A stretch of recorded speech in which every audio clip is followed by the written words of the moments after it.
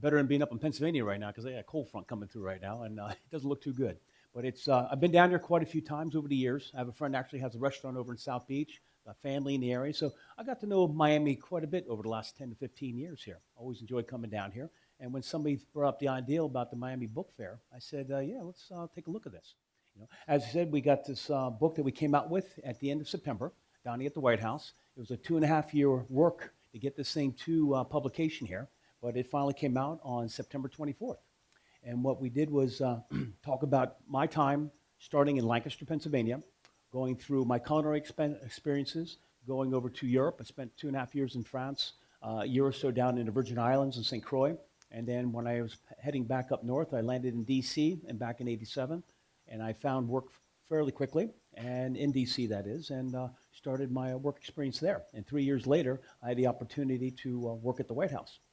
And during that time, I started with Bush Sr., went through 8 years with Clinton, and 4 or 5 years with George W. Bush from 1992 through 2005. So out of all these things and all the menus that we used to have to produce there, that was my biggest challenge there. When you cook for the same people every day, you need different menus. So we were constantly looking for different ideals, how to cut that lamb chop a little bit different, how to cut a vegetable a little bit different, plate presentation. It's a very, very challenging part of what we had to do at the White House. And if you would look at all the menu cards that we produced there, and I saved over 400 of them, and in the back of the book, when we recreated our recipe area, we took them from official menus that we did at the White House. And I probably saved about 450 of these cards here. And if you look at every one of them, every one's different. There's no ditto throughout the whole crowd there. So when we go through and do items, a lot of times we do something like we're doing today is the chanterelle mushroom soup. I cooked it one time for them as an official meal, and then that was it. Where I got the inspiration for it was I was over in Germany visiting a friend of mine near Wiesbaden, and we were right on the Rhine River, and we went to this restaurant. It was in the middle of summer, and they had chanterelle mushroom soup on the menu. I tasted it, and I went crazy. I could not wait to get back to France to go visit some other friends of mine. I found chanterelle mushrooms and immediately made a recipe out of it. And that following December, for our holiday menu, I used it for the first course of our holiday menu. So, and then the other reason why I chose it for this time here, I wanted to do something a little bit different, maybe a little bit exotic for some folks here, but it's also seasonal. This right now is right in the middle of the great season for chanterelle mushrooms. I'm not sure if you can go to a Whole Foods around here or any other markets where you can find chanterelles, but they're very abundant right now. And the price is not that bad. When you get early in the season, late in the season, they can be a little more pricier. But right now, these are not too bad. These were actually flown in from Washington State. They're hand-picked. When we get them in, we have to make sure that we clean them really good. You even see here, there's like pine needles all through there from being on the floor of the forest there. It is one of my favorite mushrooms just for sauteing on itself there. You want to make sure that they're a little bit on the dry side. Here's another one here. These pine needles are all over. If they seem a little dirty, like earlier I had a bowl of cold water. I kind of dipped it through the water, kind of loosening up the dirt a little bit and wash it by hand. You don't want to set it in water and let it soak in there because these are like sponges. They're going to absorb the water and it's going to take away from the quality of the mushroom. So this is what a nice chanterelle looks like. And what I did was I took them and I then just peeled them apart, pretty much like this. You can just break them apart like this and into pieces like this. And at this point here, you could just saute them with some whole butter, maybe throw a couple of minced shallots in there and a little salt and pepper, and you're just good with just plain old sauteed mushrooms. But what I'm doing here today is breaking them into strips like this here, and then we're going to cut them down to just like a small dice. And it doesn't have to be real pretty because what we're doing is we're going to saute these up, and then we're going to put them in the blender here to puree the soup. So everything's going to turn into one there. And the final product is going to look just like that here. And keep on stirring that. So as we go through, we're going to just cut these guys up here. And it's real important to have a little bit of knife skills here, but don't feel it's necessary to go really quickly here. You can always make sure they go a little slower, and it's always important to also have a very sharp knife. Actually, most people will cut themselves more with a dull knife than they would actually a sharp knife. because you're putting more weight into it and leaning into it. And sometimes the vegetable rolls over or the piece of meat there, and then you're in a little bit of trouble there. Actually, all the presidents and the first ladies, they like mushroom soup. Even if I made with shiitake mushrooms, white mushroom, or cremini mushrooms, it was something that we would use on a regular basis for day-to-day meals. Because we had basically two types of cooking we did at the White House. It was a home. They lived there. So we took care of breakfast, lunch, and dinner, and all for their family and their guests who are inside the White House themselves. And then the other part is we're basically like a banquet house. State dinners, breakfasts, lunches, dinners, receptions, barbecues on the South grounds. All these things were under our care also. So one day I might be just cooking for 2 people, President First Lady, and next day I have all of Congress on the South grounds doing a picnic for 2,000 folks. And it can be a challenge. And our kitchen was not that big. A lot of people would walk into it and they go, my goodness, is this it? When I'm working by myself, and there's only 5 chefs in the kitchen. 2 were in pastry, and 2 were in pastry and 3 were in cooking. And then we would help with other events that we would bring other chefs in the area, and they would kind of work for like a day's wages, basically. And they were local chefs that we knew. They would come and help us out when we had larger events. But basically, you were by yourself. What we're going to do is, let me see how hot this is here. All right. Under a medium-low temperature, we are going to do something with these leeks here. We cut these in half. We wash them under the water, because I don't know if you're familiar with leeks or not. A lot of times inside the layers, there's a lot of sand and dirt. So it's important to wash them very well. And then afterwards, we cut them in long strips, and then we dice them. And what we're going to do under a medium-low temperature here is something referred to as sweating. We're going to sweat these leeks and cook them down for a little bit. And we do not want any color. No browning of the onions or the garlic or any of the things here. Just slowly sweat. And what sweat means is that you're taking and cooking it slowly, that you're actually cooking the liquid out of the vegetable. And so that steam that comes out from it is like you see right here, that's sweating. You're sweating the vegetable to get the extra moisture out of it, and you're actually concentrating the flavor of the leek in this case, and the other vegetables that we're going to be putting here, and the herbs. So these are sweating down nicely. See, you just see steam coming out. It's sweating right now. And there's no colorization. You can see that quite well. I'm going to put just a little bit of, I got kosher salt here today. I like cooking with kosher salt and sea salt for the most part. I don't use the Morton's iodized salt. I don't care for that. It has like a little bitter aftertaste to it. Some fresh ground pepper. Cook that into the leeks for just a moment or so here. And then before we put the mushrooms in, we want to take the garlic. Let's see. Put it all in there. What the heck? Garlic's good. We got that done. So butter, leeks.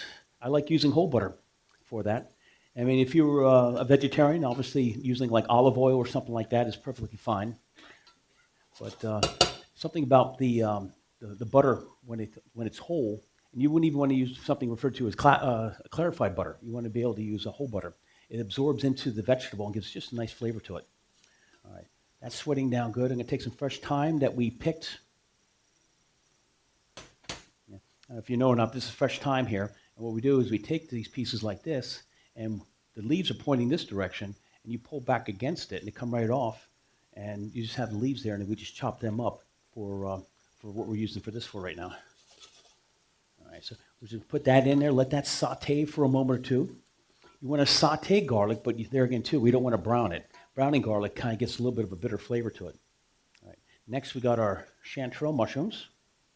Put those guys in here. All right, there again too. Medium-low heat. That's almost sounding like it's getting a little too high.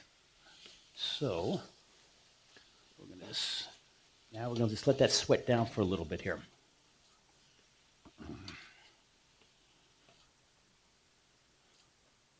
All right, let that cook down, let that sweat for a little bit. Like I said earlier, it's important to have all these great ingredients of good leeks and chanterelle mushrooms, what have you. But the other thing that's real important is your stock. we use chicken stock with this recipe. I like the flavor of chicken stock. Chicken stock goes very well with not just chanterelle mushroom soup, but other vegetable soups, and actually brings out the flavor of everything a little bit better than using other stocks. But there again, too, if you're a vegetarian and you wanted to use olive oil and then use a vegetable stock, that's perfectly fine also. But there's something about fresh made chicken stock, and not from the box, or definitely not using the bouillon cubes. I mean, you got to do what you got to do here. But on my side, I'm making chicken stock every single week in my kitchens. This is the most made stock that I use on a regular basis. And in the French cooking, they refer to this as a fond blanc. A fond blanc means foundation white. And the word foundation is in there because this is the foundation of cooking. Having a good stock to make your sauces, make your soups, is real important. And then you have other things like veal stock that makes like demi-glace and things of that nature. It's referred to me as, I like to call it liquid gold because it's so good. And when it's done correctly, you make some fabulous sauces with it. Turn that up just a little bit here. Even living down here in the hot region here, how many people like soups? I mean, soups are great. You know, it feeds the soul. You know, even grandma's chicken soup. You know, taking a whole chicken and boiling it up with some carrots, celery, onions, and herbs and aromatics. It's just wonderful. And after you take that chicken out and you take the meat off the carcass and put the carcass back in that stock and cook it for a little while, it's just wonderful. And it really does. I really believe that makes you feel better if you're feeling a little bit under the weather. Sweat. See all the steam coming out? We're sweating. We're cooking out the moisture. I mean, a mushroom is like 95% moisture. And so by cooking out the moisture, you're concentrating the flavors of the mushroom, and it's going to give you a little bit better end result. And the moisture that we'll put back into it, obviously, will be the chicken stock. And actually, in the book here, one of the recipes I have there is an artichoke and leek soup. And that flavor of that artichoke going through, it's basically the same pattern of what we just did here. I used the leeks and the butter. I used a little bit of garlic. I don't think I used any thyme on that one there. And then have the bottom, fresh artichoke bottoms, whittled down, cut up, and then sweating down just what we're doing right now here, and then adding our chicken stock. It's very, very flavorful. And so I try to pick out all these different recipes that had big, big flavors to it. I can put just a little bit more salt in there. Season it up a little bit. And remember, we're using chicken stock that's just been boiled and has no salt in it. So it's important to make sure you season everything. Obviously, if you have health conditions, you have to be careful of how much salt you're going to use, but you have to season it well because there's no salt from the base or from some of the canned chicken stocks have a lot of sodium in there. So you have to be very careful if you are going to use them that they're not already too salty.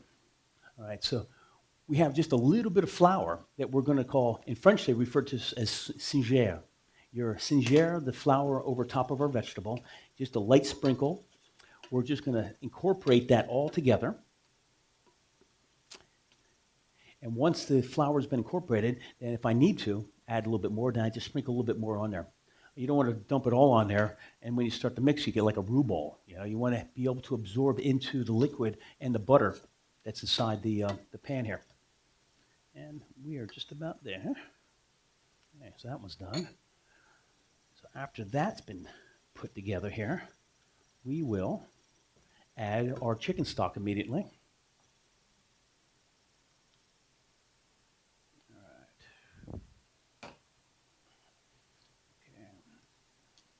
Stir this up here, and we're going to let this come back to a simmer. Ask to boil for maybe about 5-10 minutes or so. Two things happen. Obviously, you're going to marry all those flavors together that we put in there for the herbs and the leeks and the mushrooms and the garlic. But also it has to boil so that the reason why I put the flour in there is just to give it a little bit of body. And the starch will not take effect if the liquid doesn't come to a boil. Same thing like with cornstarch and things like that. It has to come to a boil for the starch molecules to absorb the liquid. So that's all going like that. Most of the time at the White House, we, for all official dinners, we would start off, obviously a couple of past hors d'oeuvres, but we'd start off like a 4-course meal. have like a fish dish, and then do a meat dish, and then do a salad, cheese dish, and then also dessert. And that kind of got set up back to when JFK was in the office. Jacqueline Kennedy had a lot of large French influence in the kitchen there with the French chef who actually just passed away about a year or so ago. I got to know him a little bit. His name was Rene, and they started that format, and I believe they're still doing it today here. They did platter service quite a bit there also, where they wanted to kind of give the feel of a home. So every table of 10, they would have 11 portions on a platter, and they would present it to the host of the table. And the host of the table is somebody who's been there before and knew the system and would start serving themselves. And a lot of times you go to hotels where there's platter service, the server is serving it to you. But here you would serve yourself. And it's pretty intimidating if you haven't done that before. So that's why they would always go to the host of the table, and the host of the table would always be somebody who has been there before and eaten and dined there and understood what the system was.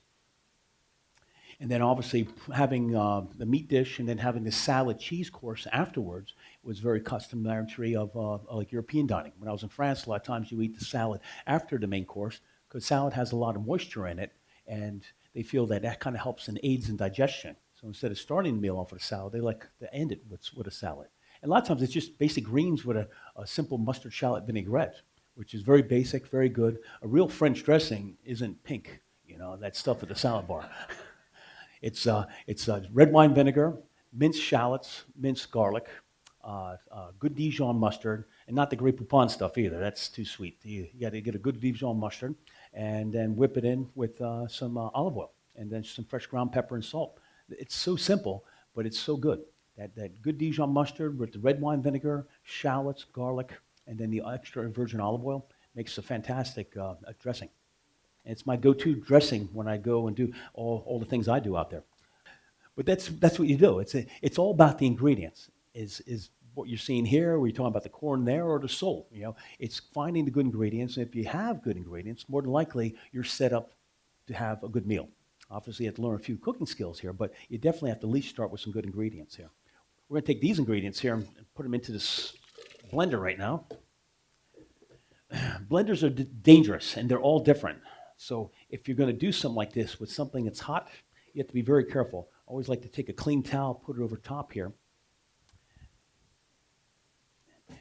And this particular one I have not used before, so I had to do a little learning curve on it. If I get it turned on first here. But I push down on this thing here, and I want to start off on a low speed here. And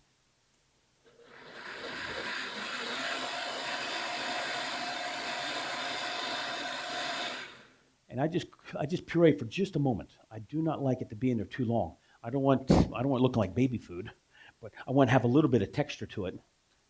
So I want a little bit chunky, but I do want to grind up those the leeks and the mushrooms, and just kind of you get a little more flavor out of all that. I got a little bit of cream. Start with that to begin with. We're going to stir this. Looks like just a wee bit more cream. Turn the temperature up a little bit on that. I want to simmer for maybe 5 or 10 minutes, And like a lot of you might already know about soups, I mean, it's great to be able to cook this right now and serve it, but it definitely always tastes better the next day. There's something about when it sits, like all those flavors really marry together, and it always tastes better the next day. It's there. It's a little bit chunky. I have a little bit of texture to it all. All right. Turn this up just a hair too. And does anybody have any questions at this point in time? And she was asking what happens if they want something to eat like late at night after we serve dinner.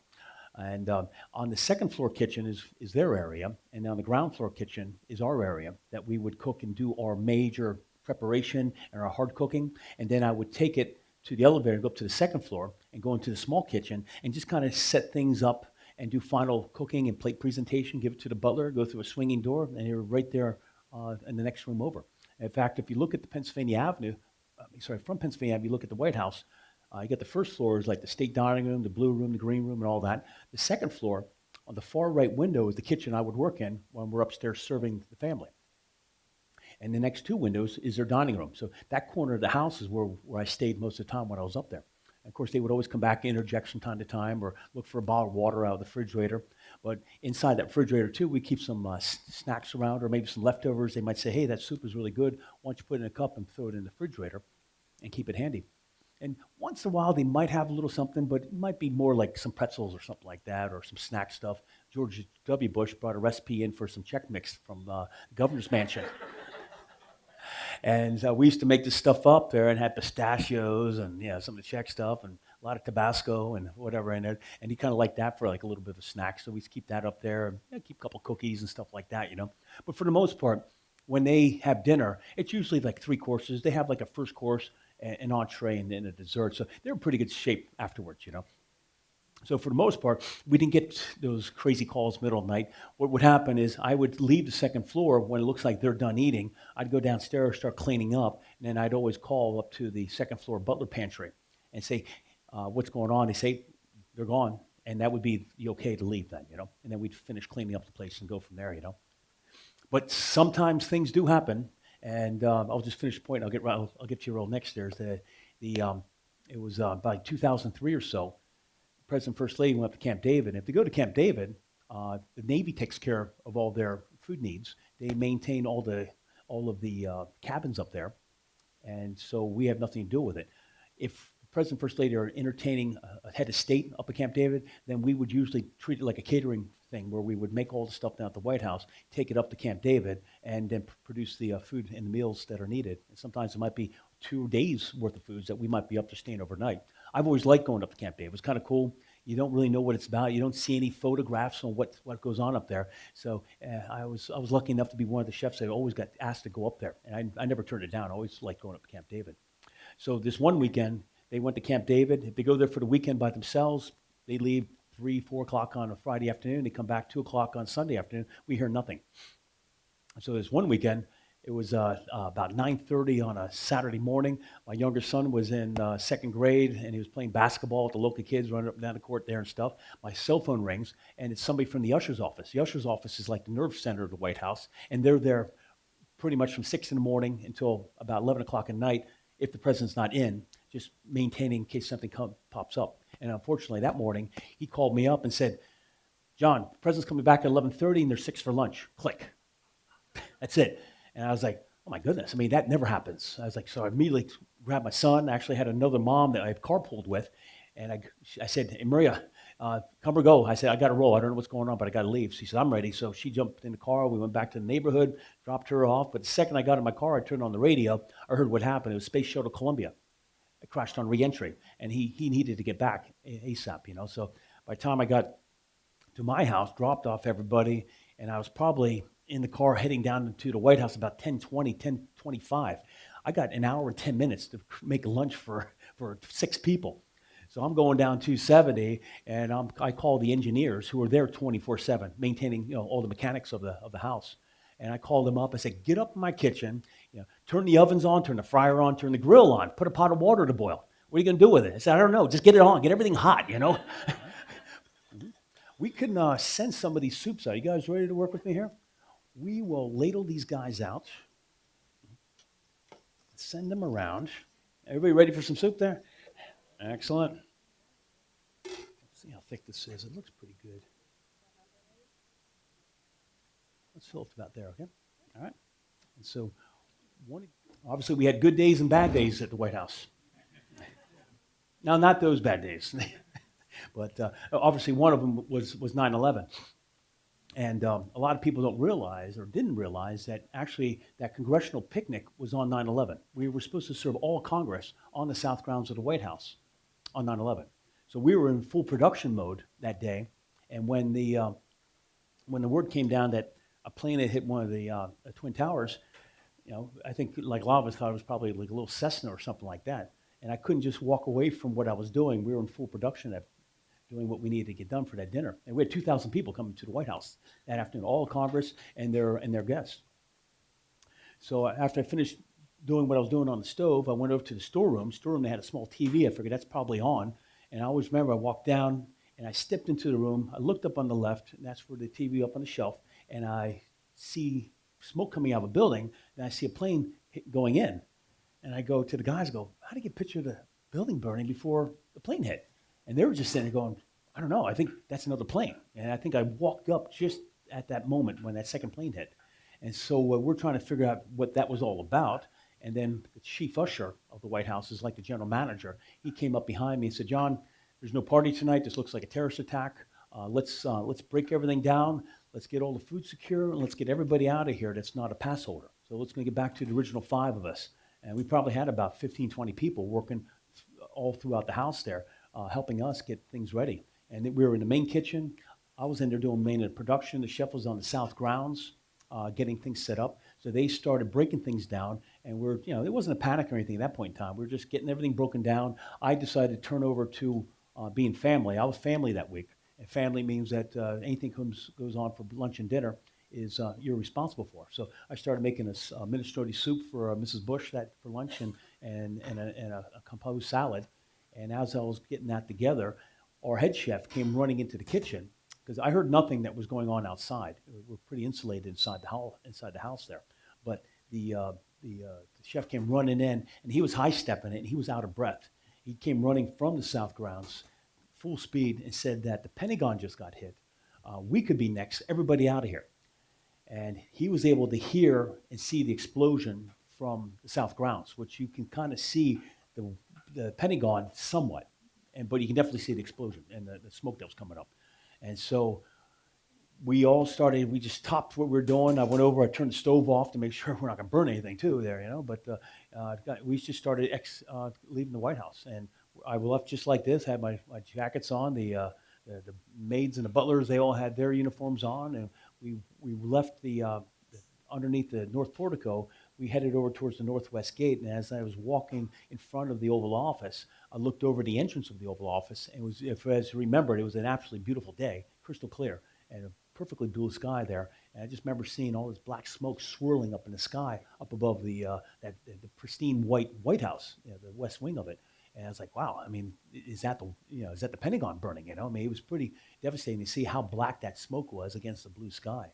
But we finally got out to Pennsylvania Avenue. After maybe 15 minutes or so, the Secret Service came over and pushed us out of Pennsylvania Avenue, said get into Lafayette Park. After Lafayette Park, they pushed us across 8th Street. They kept pushing the perimeter further and further away there, And actually, another bizarre thing happened when we were in Lafayette Park.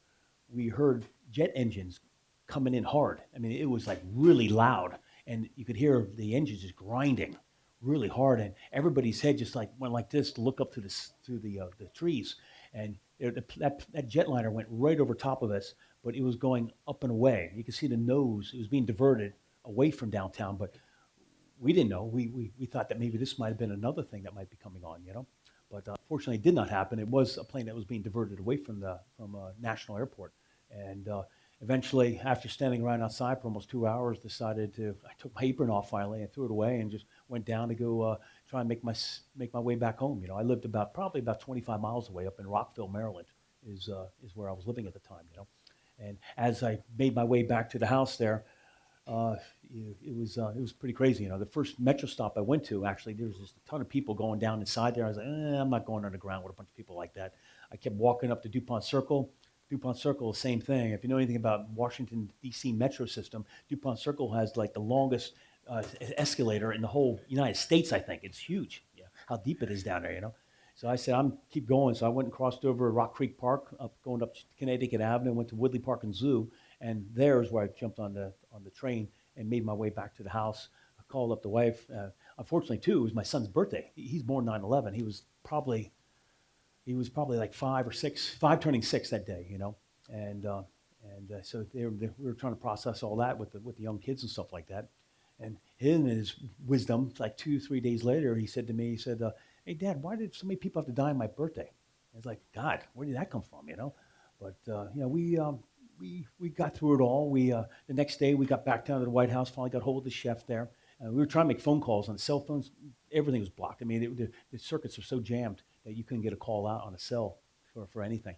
But we did finally get in touch with the folks back inside the White House. They said, hey, we're open for business tomorrow. Let's get down here. So I took the train back down the next morning, the metro, and got down there by 6 o'clock in the morning. And we started our first day post 9/11 there. And it was pretty devastating to see how it affected everything. I mean, our social calendar got wiped out. We did no more parties until Christmas. At Christmas time, finally, the first lady said, we've been grieving. It's been tough, but we think this is a good time to make a segue to start to entertain again. And Christmas is a good time to start that.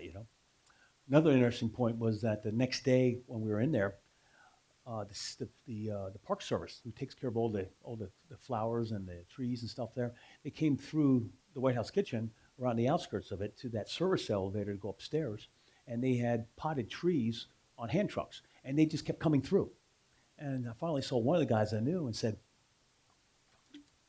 "What's going on with all the trees?" He said, "Why don't you come with me?" So I jumped on the elevator, went upstairs, went out on the roof, and they covered the whole roof of the White House with potted trees, camouflage.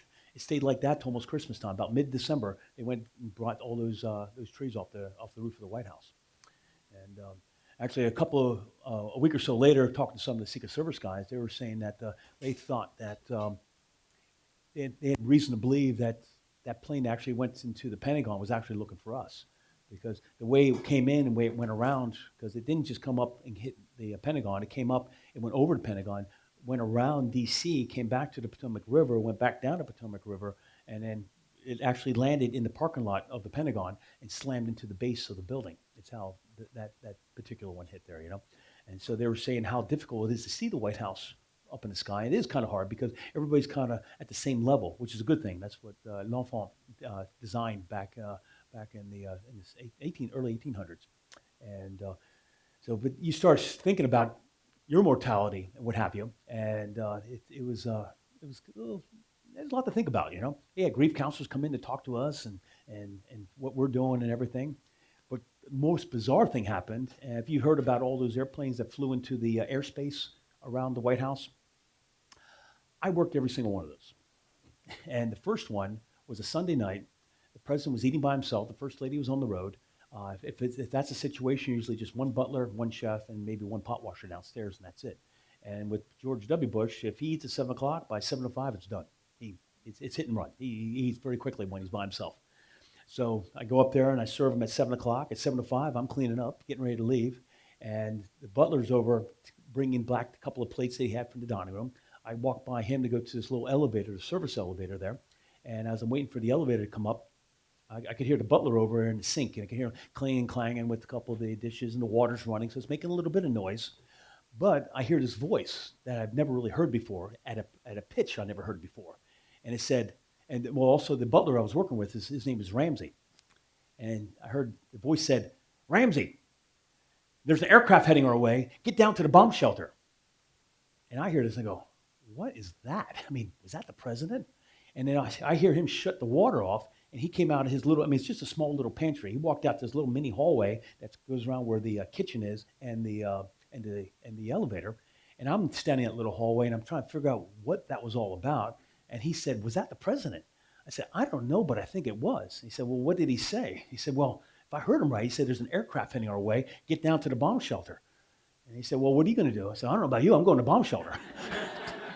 By that time, the elevator comes up and it opens up. We both jump on, and it's just two of us up there. And the president probably didn't even know I was up there. He probably thought I was already gone. It's just Ramsey was up there. And so we're going down, down, down to the basement, is where obviously the bomb shelter is. And we get down to G floor, where at my kitchen, I hit it real quick. I said, "Geez, I got my pot washer." So I jump off and I yell over to, his name is Clarence. I said, "Clarence, get over here." I said, "What do you want?" I said, "Get over, get on the elevator." "Why? What's going on?" I said, "Get on the elevator." So I dragged him over and got him on and explained to him what was going on there.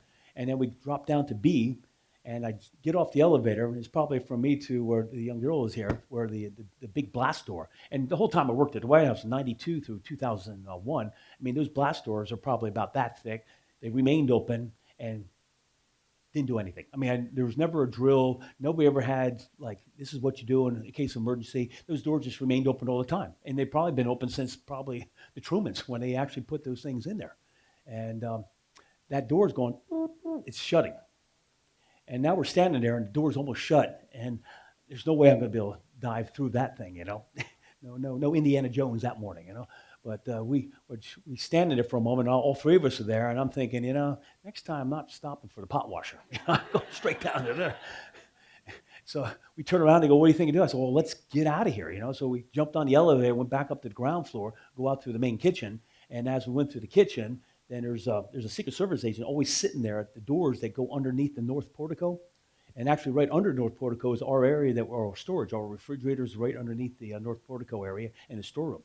So I go out there. There's usually always one guy standing there. We turn the corner. There's like 4 guys standing there. And I go to push on the door to go through, and the guy stops me. Goes, "Lockdown. Nobody in, nobody out."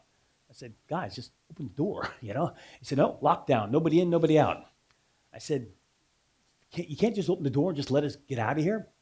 He repeated himself one more time. "Lockdown. Nobody in, nobody out." I said, "God, you guys take an oath for this stuff." I said, just let us out. He didn't.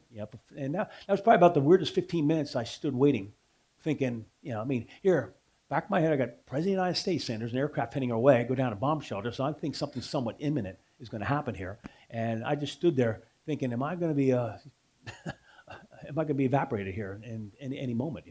I kept thinking about how many stories got knocked out when the planes hit the Trade Center, and I take that and put it over top of the White House, and I was like, yeah, that's pretty much us. That's the whole thing there, And after they finally opened it up and we were able to finally leave, we cleaned up and left out of there.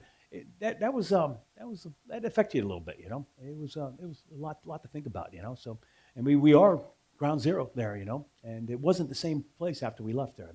If you would see how I came to the White House in '92 and what I did to show my pass, put my codes in, get into the house, and what it was like when I left there, it's 2 different worlds. Every time something happened, we lose more of our freedom around the White House, and the perimeter got further and further. And it started with the Oklahoma City bombing when they wanted to close Pennsylvania Avenue. Oh, that was an absolute nightmare with the local officials. Nobody wanted to close it locally, but the Secret Service wanted to close it, and they battled it for 2 years, but they won and closed that off. And then you had that fool with the AK-47, if you remember back in the 90s, shot the front of the White House. That changed things, what goes on, So unfortunately, that's the downside to all this terrorist activity there, How's the soup? You like it? I hope you like it. And those basics are what you do. So you don't have this. You have artichokes instead. That process here, always having like an onion or a leek. I like to flavor leeks. I think leeks have a great onion flavor, and it leans in very well for these type of soups, But if you don't have leeks, if you have a sweet onion, that's fine too. Don't feel you have to drive 50 miles to go find a leek somewhere, So be mindful of those things. And one thing I did do in the book was give chef notes, because I know some of these menus are seasonal and you might not be able to get a hold of it, of some of the stuff there. Then here you can substitute this. Don't get too transfixed thinking that this is the only way it can go. But doing like a vegetable soup, with this mushroom, or if it's a regular mushroom, or cremini, or a shiitake, or if it's butternut squash soup, I take the butternut, I cut it in half, I bake them off in the oven, but I'm still cooking the leeks the same way in the butter. I might have some different herbs and stuff in there, but then I'm going to throw my puree on top of it, and then the chicken stock until you get the right consistency. That's the basic foundation. Those principles of cooking the onions and leeks or something like that in the butter and getting things started, you can use that as a starting point for a lot of other soups too. All right, well, about there. If you had any questions on the way out, I'm here. I know I'll be downstairs momentarily signing some books here. And thank you. This program is brought to you by Miami Culinary Institute at Miami-Dade College. For more information about the schools and the culinarium program, please visit www.miamidadeculinary.com or call 305-237-3276.